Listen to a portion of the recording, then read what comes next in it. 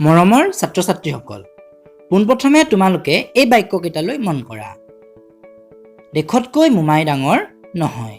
ৰামে মোক ক'লে সি আজি স্কুললৈ আহিব নোৱাৰে। তোমাৰ দেউতাৰ নাম কি? তোমালোকে এই বাক্যকেইটাত দাঢ়ি, কমা, ঊৰ্ধ্ব কমা আৰু প্ৰশ্নবোধক চিন এইকেইটালৈ নিশ্চয় মন কৰিছা। প্ৰকৃততে এইকেইটা কি? ছাত্ৰ-ছাত্ৰীসকল, আমি আমাৰ মনৰ ভাৱসমূহ লিখিত ৰূপত সুন্দৰকৈ প্ৰকাশ কৰিবৰ কাৰণে এনে কিছুমান চিহ্ন ব্যৱহাৰ কৰোঁ আৰু এই ব্যৱহৃত চিহ্নবিলাককেই কোৱা হয় যতি বা বিৰাম চিহ্ন। ছাত্ৰ-ছাত্ৰীসকল, আজি আমি এই ভিডিঅ'টিত সৰ্বসাধাৰণতে ব্যৱহৃত কেইটামান যতি চিহ্নৰ বিষয়ে আলোচনা কৰিম। গতিকে পলম নকৰি আমি আৰম্ভ কৰোঁ। দাঢ়ি বা পূৰ্ণচ্ছেদ। ছাত্ৰ-ছাত্ৰীসকল, এই বাক্যশাৰীলৈ লক্ষ্য কৰা।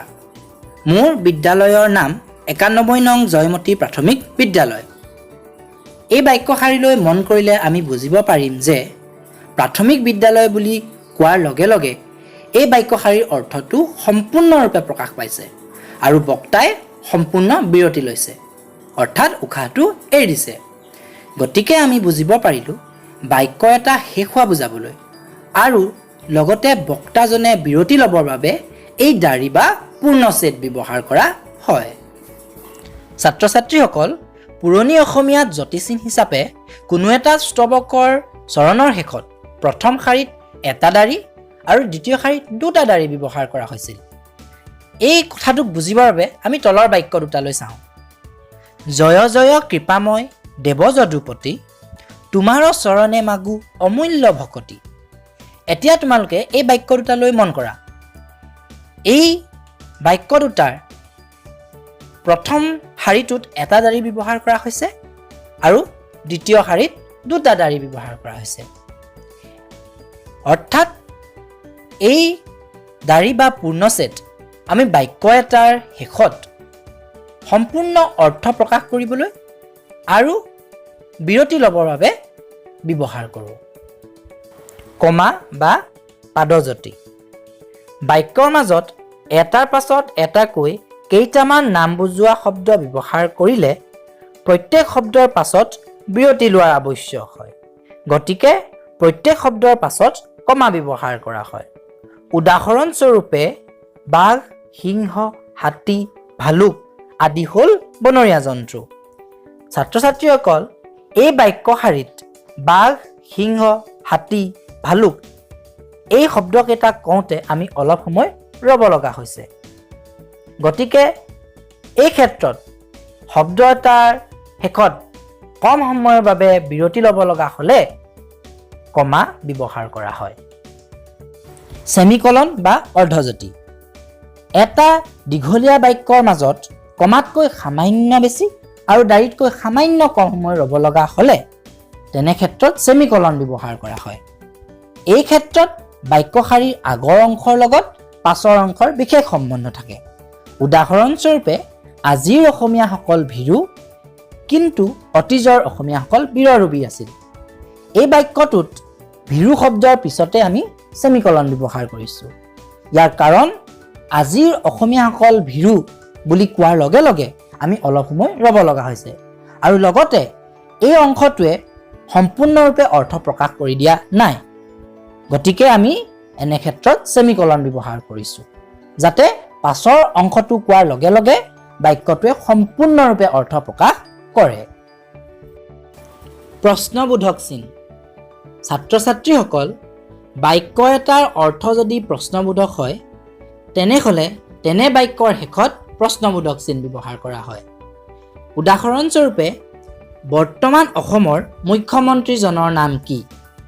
তোমালোকে ভালদৰে লক্ষ্য কৰিলে বুজিব পাৰিবা যে এই বাক্যশাৰীয়ে আমাক প্ৰশ্নৰ উত্থাপন কৰিছে আৰু সেয়েহে এই বাক্যটোৰ শেষত আমি প্ৰশ্নবোধক চিন ব্যৱহাৰ কৰিছোঁ। গতিকে আমি বুজিব পাৰিলোঁ যে বাক্য এটাই যদি আমাক প্ৰশ্ন কৰে তেনেহ'লে তেনে বাক্যৰ শেষত প্ৰশ্নবোধক চিন ব্যৱহাৰ কৰোঁ। ঊৰ্ধ্ব কমা। ছাত্ৰ-ছাত্ৰীসকল, কোনো এজনে কোৱা কথা বা উক্তি এটা প্ৰত্যক্ষভাৱে বাক্যৰ আকাৰত লিখিলে উক্তিৰ দুয়োফালে জোৰ কৰা কমা ব্যৱহাৰ কৰা হয়। উদাহৰণস্বৰূপে লাচিত বৰফুকনে কৈছিল, দেশতকৈ মোমাই ডাঙৰ নহয়। এই বাক্যটোলৈ যদি মন কৰা, তোমালোকে নিশ্চয় দেখা পাবা যে দেশতকৈ মোমাই ডাঙৰ নহয় এই উক্তিটোৰ দুয়োফালে জোৰ কৰা দুটা কমা ব্যৱহাৰ কৰা হৈছে। ইয়াৰ কাৰণ লাচিত বৰফুকনৰ এই উক্তিটো আমি প্ৰত্যক্ষভাৱে লিখিত ৰূপত প্ৰকাশ কৰিছোঁ। গতিকে আমি ইয়াৰ পৰা বুজিব পাৰিলোঁ যে কোনো এজনে কোৱা কথা এটা প্ৰত্যক্ষভাৱে লিখিত ৰূপত প্ৰকাশ কৰিবলৈ ঊৰ্ধ্বকমা ব্যৱহাৰ কৰা হয়। কাপুচিন। ছাত্ৰ ছাত্ৰীসকল, কেতিয়াবা কোনো এটা বাক্য লিখোঁতে কোনো শব্দ থাকি গ'লে বা ভুল হ'লে কাপুচিন ব্যৱহাৰ কৰি চিনৰ ওপৰত শব্দটো লিখি দিয়া হয়। উদাহৰণস্বৰূপে প্ৰিয়তমাৰ চিঠি কবিতাটি অসমীয়া ভাষাৰ প্ৰথম চনেটৰ আৰ্হি। এই বাক্যটিলৈ লক্ষ্য কৰিলে তোমালোকে দেখা পাবা যে আমি অসমীয়া শব্দটো কাপুচিন ব্যৱহাৰ কৰি বাক্যটোৰ ওপৰত লিখি দিছোঁ। অৰ্থাৎ অসমীয়া শব্দটো বাক্যটো লিখোঁতে আমাৰ থাকি গৈছিল। সেয়েহে এই কাপুচিন ব্যৱহাৰ কৰি আমি অসমীয়া শব্দটো লিখি দিছোঁ।